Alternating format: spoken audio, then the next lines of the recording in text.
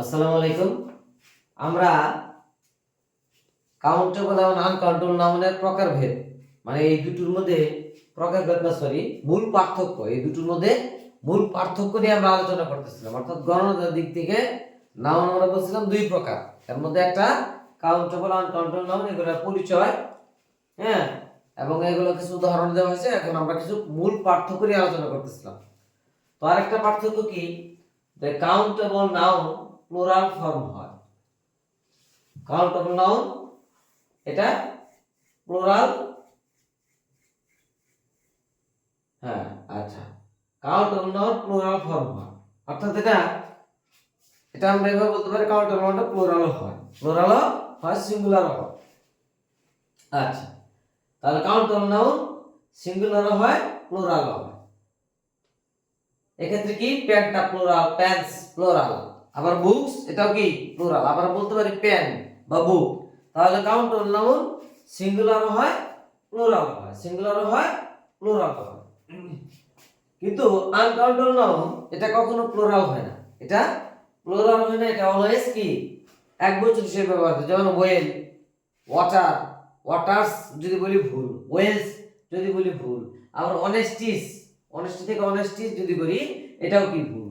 Wales বললেও ভুল, waters বললেও ভুল, অনেস্টিস বললেও ভুল। অর্থাৎ কাউন্টেবল নাউন কখনো বহুবচন হয় না, এটা অলওয়েজ কি হয়, এখানে রাইট বলতে হবে ওয়েল, এখানে বলতে হবে water.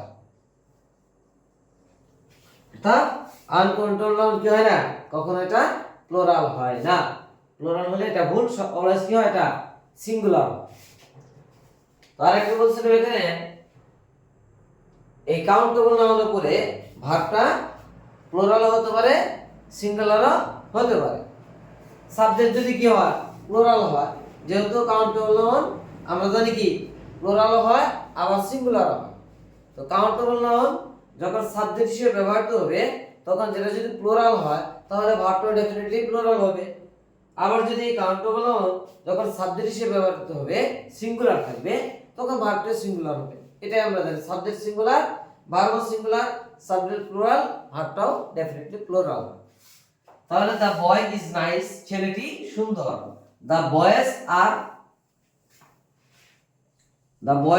R nice, are nice ছেলেগুলো হয় সুন্দর, ছেলেগুলো সুন্দর।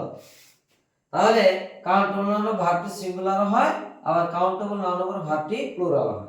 কারণ সাবজেক্ট যদি সিঙ্গুলার হয়, ভার্ব কি হয়, সিঙ্গুলার হয়। সাবজেক্ট এখানে প্লুরাল, বহুবচন, তাহলে ভার্ব কি হবে, ডেফিনেটলি প্লুরাল হবে। আবার এই কাউন্টেবল নাউন আনকাউন্টেবল নাউন যে আছে, এরপরে কখনো ভার্ব কি হয় না, প্লুরাল হয় না। কেন হয় না, আনকাউন্টেবল নাউন কখনো কি হয় না, প্লুরাল হিসেবে তো ব্যবহৃত হয় না। আর আমরা জানি সাবজেক্ট যদি প্লুরাল না হয়, ভার্ব সেটা প্লুরাল হতে পারে না। সাবজেক্ট যদি সিঙ্গুলার হয়, ভার্ব সিঙ্গুলার হয়। তাহলে আনকাউন্টেবল নাউন যেহেতু সর্বদা সিঙ্গুলার হিসেবে ব্যবহৃত হয়, একবচন হিসেবে ব্যবহৃত হয়, তাহলে ডেফিনেটলি এরপরে ভার্বটা কি হবে, একবচনই হবে। যেমন ওয়াটার ইজ, যদি বলি ওয়াটার আর বা ওয়াটার্স করি এটাও ভুল, ওয়াটার আর করি এটাও ভুল, ওয়েল আর এটাও ভুল, ওয়েল ইজ, ওয়াটার ইজ।